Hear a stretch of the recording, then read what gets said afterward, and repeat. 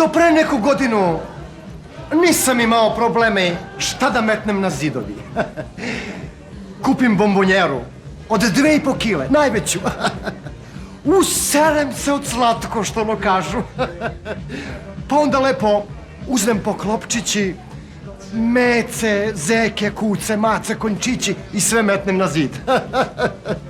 Mijelina. Sad me sramota. Žena bila malo po svetu, pa kaže: ti bre Topuziću, ti si samo za oni poslovi, cisterne s naftu, igre na sreću i tako to. Što ne probiješ embargo na mozak, pa prošvercuješ malo kulturu u porodični dom. Mole! Rešio gazda Topuzić da okrene drugi list. Pazi ovo.